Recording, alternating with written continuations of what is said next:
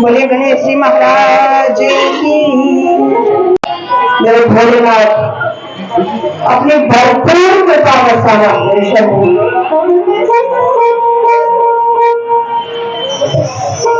इस व्याध गद्दी पर बैठ करके मेरी यही प्रार्थना है, बिल्कुल सच्चे मन से मेरी प्रार्थना है कि जितने भक्त इस प्रांगण में बैठे हैं वो खाली झोली लेकर ना जाए। मेरे शब्द बोलिए हरे हरे हरे हरे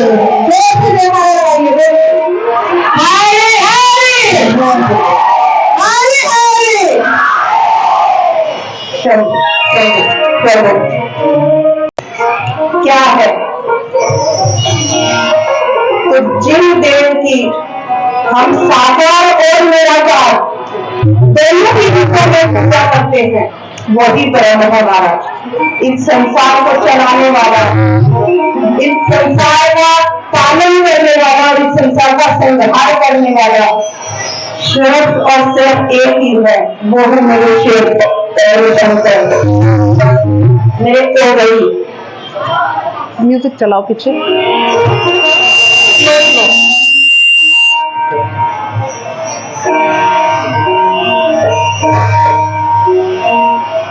समस्त अंग और आकार सहित यानी कि साकार रूप में और अंग और आकार से सर्वथा रहित यानी कि निराकार रूप में होने से वो मेरे शिव ब्रह्म कहे जाते हैं महाराज, जिससे ये ब्रह्मांड चलता है, जिसकी कृपा से ये हम है, ये ब्रह्मांड है। ऐसे शिव और हम सत नमन करते हैं। बोलिए पार्वती पते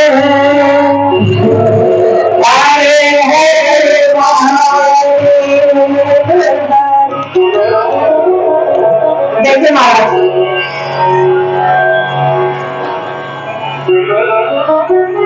कुछ एक लोगों को हमने सुना है कि वो पूजा पाठ करना चाहते हैं, भगवान में ध्यान लगाना चाहते हैं, लेकिन वो लगा नहीं पाते, नित्य पूजा ही नहीं कर पाते। मेरे तो मन चाहता है कि करें लेकिन नहीं कर पाते। क्यों नहीं कर पाते? क्यों नहीं कर पाते? क्योंकि महाराज भक्ति की कमी है। हमें अपने मन में भागना है और उसके लिए क्या उपाय करना है? सबसे पहला हमें भाव जगाना है भगवान के प्रति, क्योंकि भगवान सिर्फ हमारा भाव के मुख्य है। तो हमारे मन में अगर भाव आ जाएगा तो हम भगवान से दूर, मेरे शिव से दूर, मेरे शंकर से दूर हम रह ही नहीं पाएंगे। और भाव कहां से आएगा? फिर आगे आपका प्रश्न आएगा कि हाँ भाव चाहते, वही तो चाहते हैं, भारी तो देना चाहते, पर आएगा कहां से लाए? ये तो प्रश्न है। तो कहां से आए भाव? भाव आएगा महाराज श्रवण से, भगवान की कथाएं सुनने से, भगवान के बारे में जानने से कि वो क्या है। देखिए किसी के यहाँ पे अगर आप नौकरी करते हो है कि नहीं, सर्वोत्तम कौन है? वो शिव, जिसकी पृथ्वी पर आप रह रहे हो, विराट में तो निराश कर रहे हो और आप गुरु में ही ना जानो और भटकते रहेंगे अंदर। जिस कंपनी में नौकरी कर रहे उसके दोस्त से ही ले जाओगे आप, कोई मतलब थोड़ी है। गए करके फांसी नौकरी करी, इतने बजे तक नौकरी बजाने घर आ गए, कोई मतलब नहीं है उसका। अरे जब तक दोस्त को 2 बार सुबह शाम प्रणाम करोगे, उनकी नजरों में जब आप आओगे तो वो आपकी तरक्की करेंगे। इसी तरह महाराज एक बार प्रसाद के अनाउंस कर दो कि जिसको जाना है चले जाना, लेकिन प्रसाद ले जाओ। 5 मिनट आरती की थाली रखी जाएगी, प्रसाद दे देंगे, फिर चले जाओ। बेटे आरती हुए बिना कैसे प्रसाद जाएगा? आरती की आरती होगी ना, वैसे वाला तो बटना पाओ। सारे भक्त ध्यान से सुने, कृपया देख ध्यान के जाने वाले खासकर खाली हाथ कोई भी न जाए। जो भक्त जाना चाहते हैं, आज जैसे नहाते हैं, वैसे तो महाराज के 3 घंटे का है, तुम्हें मुझे सुनाया जाए, लेकिन अभी देर हो गई तो मैं समझती हूँ, तो 1-1.5 घंटा में आपका मात्र मूर्ति सिर्फ। तो जिसके पास समय है तो मैं 7 दिन की कथा लेने का प्रयास करें, लेकिन जिसके पास समय नहीं है, कुछ मजबूरी है, तो इतनी भी बहुत बड़ी कथा है महाराज हरिश्वर की कि आप यहाँ तक आए, उनके धाम तक आ पाए हो, तो आप प्रसाद लेकर के जरूर जाए। खाली हाथ कोई नहीं जाएगा, कोई खाली हाथ ना जाए। तो महाराज भाव जागृत होने के लिए हमें कथाएं सुननी पड़ेगी, कीर्तन करना पड़ेगा, भगवान को जानना पड़ेगा, और उनको जब हम सुनेंगे, भगवान के बारे में जानेंगे, तो ही हमारे भाव जागृत होंगे महाराज, अपने आप ही भाव जागृत हो जाएंगे। आपको उसमें कोई प्रयत्न करने की आवश्यकता नहीं है महाराज। और जिस दिन आपका भाव जागृत हो गया, तो भाव जागृत होता है मन में, तो क्या होता है? भजन बढ़ता है हमारा।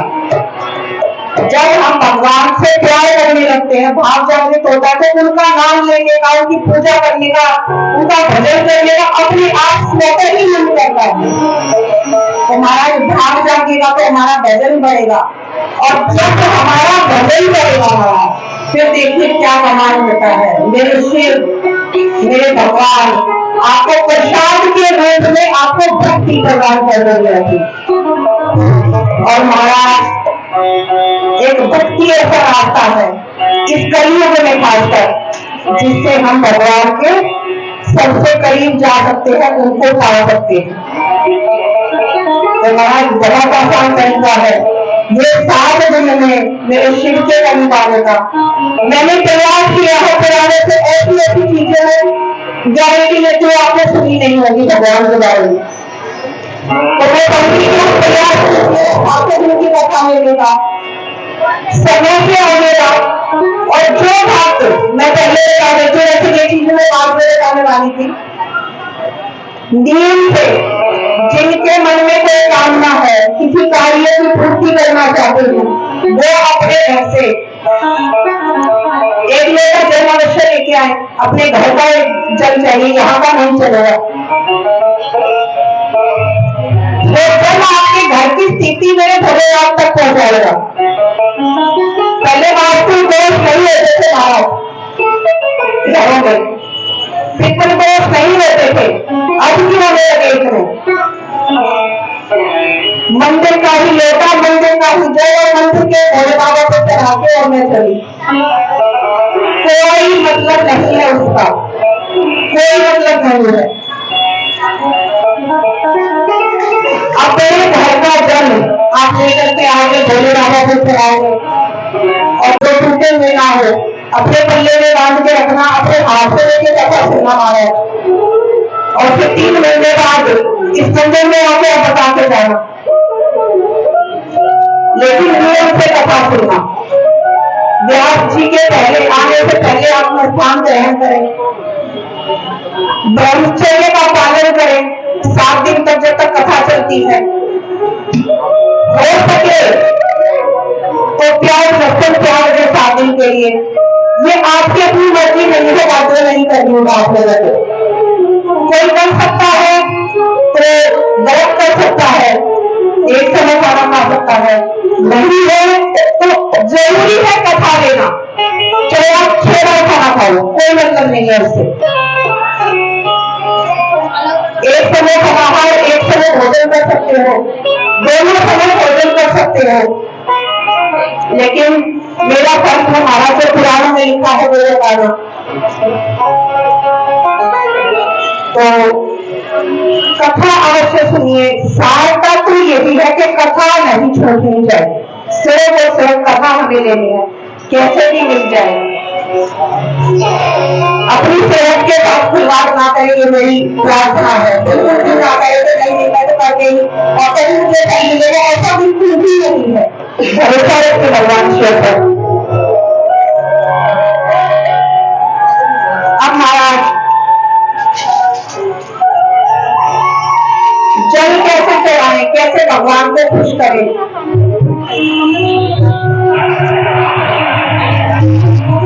ये मैं आपको कल बताऊंगी। 5 जगह का जल मेरे भोले बाबा पर कैसे चढ़ाए। आज थोड़ा सा जल्दी कथा करनी है तो मैं महत्व आपको बता देती हूँ महाराज। देखिए बहुत ध्यान से सुनिएगा। चाहे आप माता जगदम्बा की आराधना करते हो तो ठाकुर जी की आराधना करते हो, कोई भी आराध्य देव आपकी है महाराज, कोई अंतर नहीं पड़ता है। किसी भी देव की आप आराधना करें महाराज, ये समझ लेना चाहिए कि आपकी जो है भगवान शंकर की आप पर विशेष कृपा है। क्यों? अगर आपका मन कान्हा जी में लगा है, मेरे ठाकुर जी में लगा हुआ है और ऐसा मन लगा है, ऐसे सारे भक्त देखे हैं कि उनमें ठाकुर जी के नाम दिखता ही नहीं, तो आप ये समझ लेना कि भगवान शंकर के ऊपर बड़ी कृपा है हमारा। क्यों? क्योंकि भगवान शंकर के बिना तो भक्ति ही नहीं पा सकते। ये अपने मन में आप बिठा के रखना। आप किसी भी देव को क्यों ना माने, कोई गलत नहीं है उसमें, लेकिन भगवान शंकर को किसी को नहीं छोड़ना चाहिए। भगवान शंकर को आराध्य देव आप पूरी पूजा करो, प्रार्थना करो, लेकिन भगवान शंकर पर एक मेरा जल महाराज अवश्य चाहिए। क्योंकि हम अगर यहाँ पे श्वास ले रहे हैं, ये सृष्टि अगर चल रही है, मेरे भोलेनाथ ने, मेरे नीलकंठ महादेव ने वो विष ग्रहण करके हमें ये वरदान दिया है। ये सृष्टि नहीं होती महाराज, आप हमसे समझिए। तो उनके बिना, क्योंकि वो देवों के भी देव है, वो महादेव है, तो उनकी कथा छूटने नहीं चाहिए महाराज। आपके बहुत बड़े पुण्य है, पता नहीं, जरूरी नहीं है आपके हैं, आपके माता पिता के, आपके बड़ों ने ऐसे पुण्य किए महाराज, भागवत आपको आसानी से मिल जाएगी। किसमें तो लोगों मिलती है भागवत, लेकिन मिल जाती है, लेकिन महाशिव पुराण महाराज ढूंढ कर भी मत सोचना कि मिल गई। झोली पसार करके लेना है हमें, झोली पसार के बार बार माथा टिकाना है मेरे शंकर के सामने कि बड़ी कृपा आप लोगों पे महाराज जिसको आपकी जीव हुई है। इतने बड़े कोई पुण्य आप लोग आपके सामने जो ये शिव कथा आपको मिल रही है, और आपको क्या मिल रही है, मुझे इसको बांटने का सौभाग्य मिल रहा है। महाराज पहले शिव पुराण करना चाहती थी, नहीं हो पाई। 2 बार भागवत कर चुके हैं, कुछ पुराने भक्त भी मेरे को समझ में आ रहे हैं जो भागवत ले गए थे यहाँ पर, नहीं हो पाई। जब तक शिव ना चाहे, जब तक उसकी कृपा ना हो, तो एक बात अपने मन में अवश्य बिठा लो, लेकिन नाचते हुए आप जाना कि भगवान की दृष्टि आप लोगों पर पड़ चुकी है, तभी आप लोग इस प्रांगण में बैठे हो महाराज, इस कथा में बैठे हो। मेरे शिव ने आपको चुन लिया है, अब आपकी मर्जी है कि आपको इसको कहां तक लेकर जाना है, कितना आगे बढ़ाना है। ये सिर्फ और सिर्फ आपकी मर्जी पर निर्भर करता है महाराज। मेरे देव आदि देव ने, मेरे महादेव ने, मेरे शंभु ने, मेरे ओघरवाणी ने आपको यहाँ तक खींच लाए हैं। अब उनकी कितनी कृपा का प्रसाद आप मिल सकते हैं साथियों में, ये सिर्फ और सिर्फ आप पर निर्भर करता है महाराज। और आपको अकेले नहीं आना है, एक के साथ 2 आने हैं, क्योंकि अकेले आपका पुण्य से काम नहीं चलेगा। एक आपका पुण्य सेवन करेगा और एक जो 2 को और पुण्य कर रहा है, सेवन कर रहा है, उनका पुण्य भी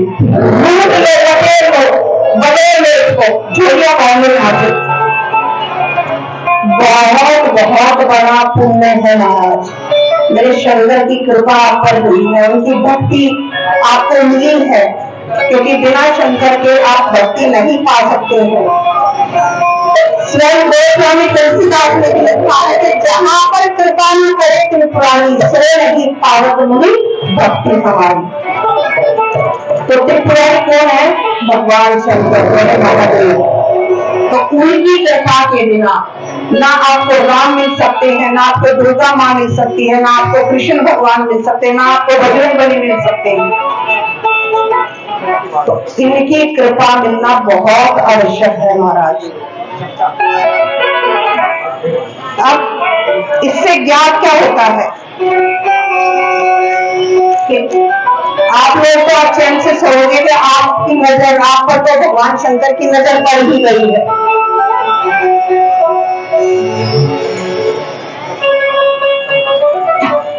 एक मंत्र का जाप, भगवान शंकर के मूल मंत्र का जाप, जैसे भागवत का मूल मंत्र है, ऐसे महाशिव पुराण का भी मूल मंत्र है महाराज। श्री शिवाय नमस्ते।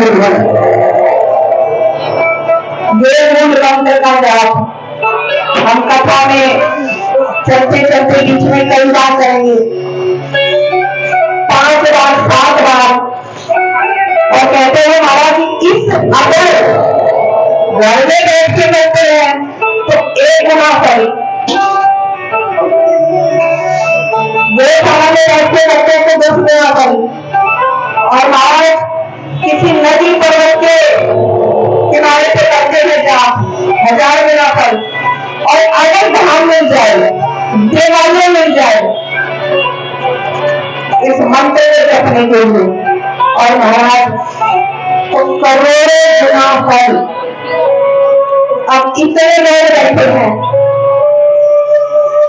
अगर एक में 7 वाले करते हैं तो 7 करोड़ में नहीं हो गया, कितने सारे लोग उनसे गुना कर ले, क्या वातावरण होगा। भगवान के मूल मंत्र का जाप करेंगे, पहले मात्र सुनेंगे और उसके बाद अपने मन की इच्छा को कहेंगे, क्योंकि आज कोई भी चावल नहीं लेकर के आया है, तो इसलिए उसके सामने भगवान शिव के मूल मंत्र का जाप कर करके हम कथा को आगे बढ़ा रहे हैं।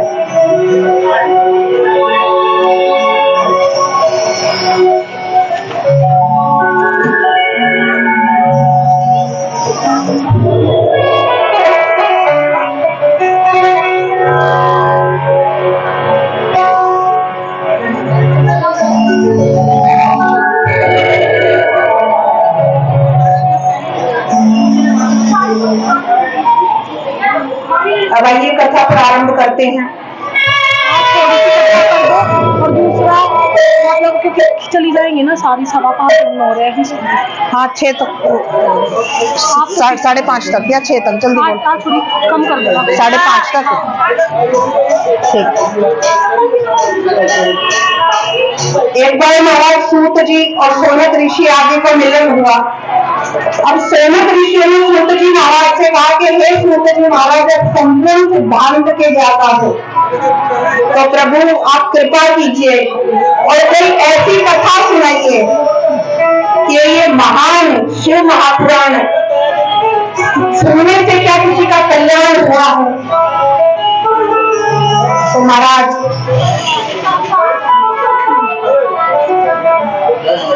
सूत जी महाराज बताते हैं,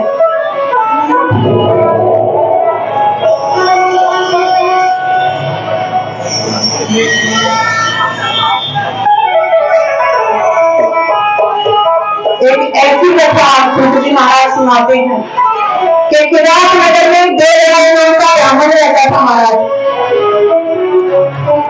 वो ब्राह्मण होने के बावजूद भी बड़ा पापी ज्ञानी था, बहुत पाप उसने किए थे और धर्म से भी मुक्त था महाराज। धार्मिक कार्य कोई भी नहीं करता था, ना तो स्नान करता था, ना तो धार्मिक कर्म कांड करता था। बड़ा दरिद्र था वो, रक्त बेचने का कार्य करता था और जो उस पर भरोसे विश्वास करे वो उसी को फल देता था, इतना पापी था महाराज। और डाका डालता था, चोरी मिल जाए करने को तो उसको वो भी नहीं छोड़ता था महाराज। और किसी को मारना भी बड़े धरना अगर उसको मिलता है तो धन लूटने के लिए वैसे हत्या भी कर देता था, ऐसा पापी। एक दिन महाराज वो ब्राह्मण एक तालाब के किनारे गया तो वहां पर एक सोभावती नाम की वेश्या थी, वो स्नान कर रही थी, बहुत ही सुंदर थी महाराज वो। तो वो देवराज जो है उसको देखता रहा और वो भी जानती थी कि अब उसने चोरी चकारी करके धन तो बहुत ले लिया था, अर्जित कर लिया था, तो वो जानती थी कि इसके पास बहुत धन है। तो महाराज वो भी मुस्कुराने लगी, अपने क्रियाकलाप दिखाने लगी। अब वो उसके पास जाता है और जाकर के उससे कहता है कि मैं तुम्हें धन दूंगा, तुम सिर्फ और सिर्फ मेरे साथ रहो। उसको और क्या चाहिए था महाराज, उसने हाँ कर दी। अब उसने उसी के साथ रहना, खाना पीना, वही निवास करना उसी के घर में शुरू कर दिया है। उसके माता पिता ने, उसकी पत्नी ने उसे रोकने का प्रयास किया लेकिन वो नहीं माना।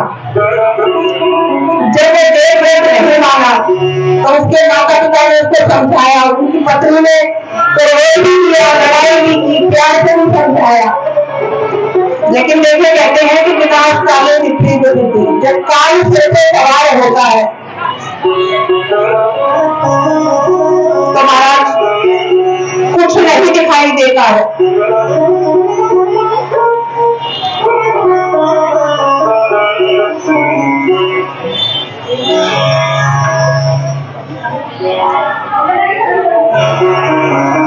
उस काली व्यक्ति ने जो है रात को उसने सोचा कि ये तो रोज रोज का हो गया झगड़ा, किच-किच, क्रोध और काम करने से सिर पे सवार होता है, महाराज को मुंह से कुछ भी कर सकता है। तो उसने अपने पत्नी की और अपने माता पिता की महाराज उसने हत्या कर दी और वो पूरा धन समेट कर अपने घर से उसके पास चला गया, सारा धन ले जाकर के उसको दे दिया और बड़ा मज में रहने लगा। जब व्यक्ति का मन भ्रष्ट होने लगता है महाराज तो उसकी वाणी, बुद्धि, वंश कुछ भी नहीं बचता है। तो महाराज एक देवराज कहीं गया था तो रास्ते में देखते समय जो है बहुत तेज बारिश हो गई और वो बारिश से बचने के लिए कोई छत ढूंढने लगा। तो उसको दूर से कुछ दिखाई दिया तो वहां जाकर प्रवेश कर दिया उस स्थान पर और भाग्य से देखे महाराज वो देवालय था, भगवान शिव का मंदिर। और वो वहां पहुंच करके महाराज उसको इतना वो क्योंकि बारिश में भीग चुका था तो उसको बहुत तेज ज्वर आ गया, बुखार हो गया तो बहुत तेज। अब फिर जयकारा लगा रहे थे मंदिर में डॉक्टर जयकारा लगाने को कह रहे थे तो उससे वो चिड़ रहा था। उसने वहां से दूर करके थोड़ा सा जाने की कोशिश करी और महाराज वो गोल पत्थर के नीचे थोड़ा सा उसने अपने आप को घसीटा हुए वहां तक गया हुए मर गया। देवराज मर गया महाराज और उसको यमदूत लेने आए। जब उसको यमदूत ले गए तो महाराज उस देवराज को जो है भगवान शिव के पार्षदों ने यमदूतों की पिटाई करके उससे छीन लिया। देखिए अब आप कहोगे कि वो तो इतना पापी जिसने माँ बाप को भी मार दिया, पूरे जीवन पाप कर्म किए, फिर भी वो भगवान के धनुष को लेने क्यों आए? शंकर के धनुष को लेने कैसे आ सकते हैं? हम बड़े पाप करो और पत्नी माँ बाप को मारने से तो बड़ा अधारण है, कुछ कर ही नहीं सकता, उनकी हत्या कर दी। तो महाराज समय कम है, इतने में ही आप समझिए, नहीं तो बड़े विस्तार से बहुत सुंदर तरीके से मैं आपको समझाती कि क्या है ये महाशिव पुराण। उस देवव्रत को ये महाशिव पुराण सिर्फ मुश्किल से 5 मिनट की मिली और उसके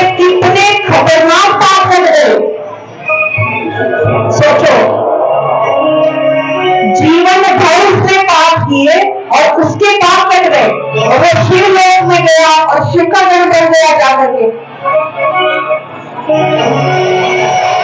तो क्या है, क्या महत्व है शिव महापुराण का श्रवण करने का, कि अगर 2 मिनट की शिव पुराण भी आपके कानों में पड़ रहे महाराज, उसका इतना बड़ा फल है।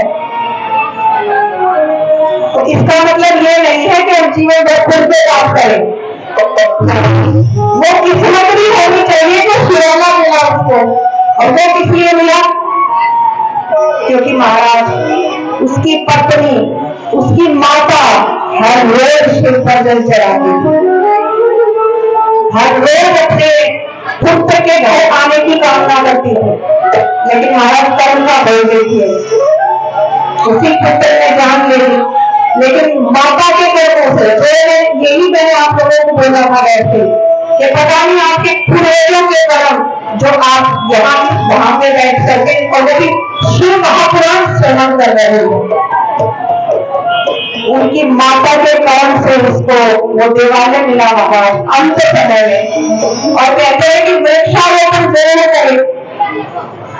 और मैं कहती हूँ महाराज कि अपने जीवन में ज्यादा हो सके तो इससे बढ़िया बात ही नहीं है, लेकिन एक बेल पत्र अवश्य लगाएं, ऐसे स्थान पर लगाएं।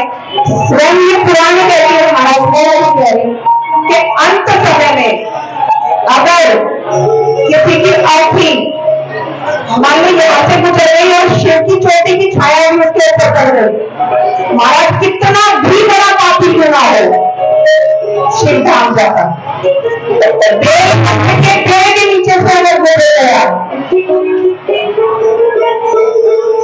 तो महाराज शिव धाम जाता। तो जितने हो सके हमें अपने जीवन में, मैं आप लोगों से एक यही चीज मांगूंगी, अवश्य मांगूंगी, हक से मांगूंगी कि एक बेल पत्र आप लगाएं, उसका पोषण करें।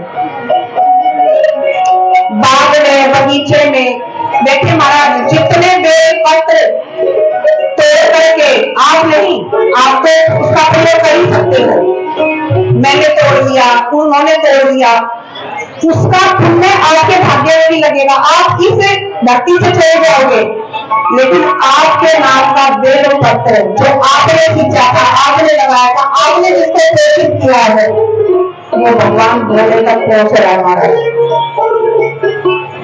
कई पीढ़ियों तक आप अपना जो है व्यवस्था, जैसे कहते हैं बीमा करना, वो करके जा सकते हैं। तो कौन कौन लगाएगा बेलपत्र? हाथ खड़े करो। अभी लगाना, कभी लगाना, कभी भी लगाना, लेकिन जीवन में लगाना जरूर, एक बेलपत्र जरूर, चाहे किसी मंदिर में लगा दो, किसी पार्क में लगा दो, बगीचे में लगा दो, कहीं भी महाराज अपनी गली में जगह हो तो परेशानी ना हो किसी को, ऐसा ना हो कि लोग उससे काम छूटे, ऐसे काम पर नहीं। तो महाराज एक बात हो, आप अपने बेलवन में बेल पत्र लगा सकते हो, उसमें दिया जला सकते हो, आज ले आज इसे शुरू डेकोरेशन करा, लेकिन पत्र तोड़कर नहीं चढ़ा सकते हो महाराज। बहुत ध्यान रखने योग्य बात है। वो एक शिशु है, बच्चा है,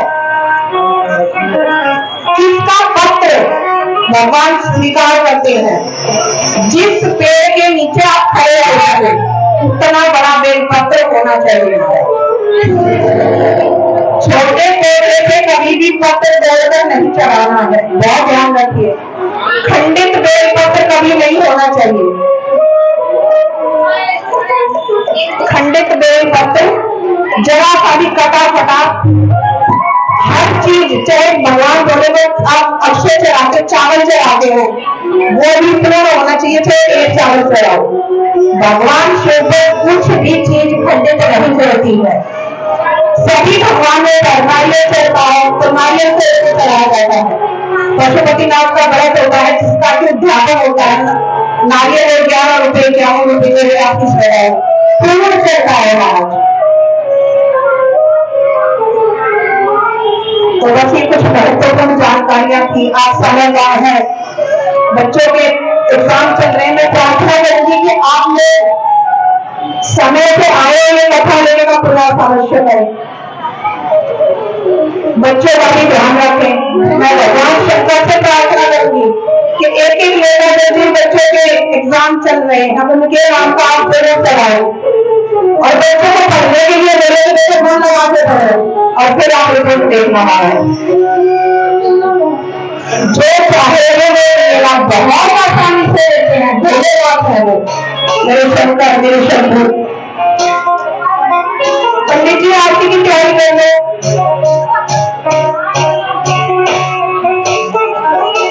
तो महाराज आपको छोड़ना नहीं है बिल्कुल भी, ये सातों की शेषवान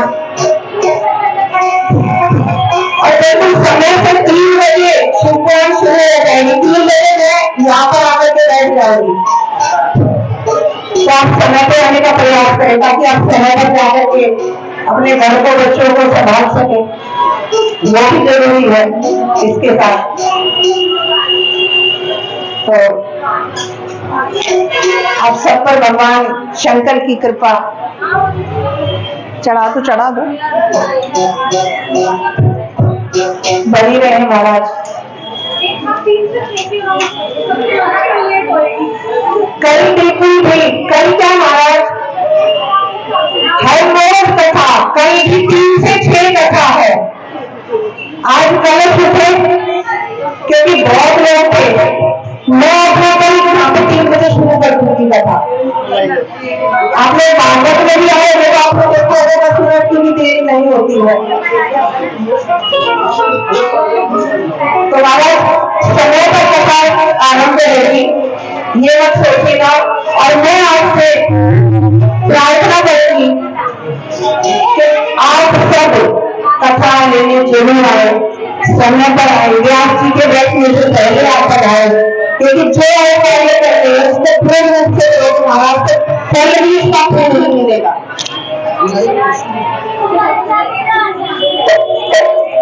तो समय से आने का प्रयास करें।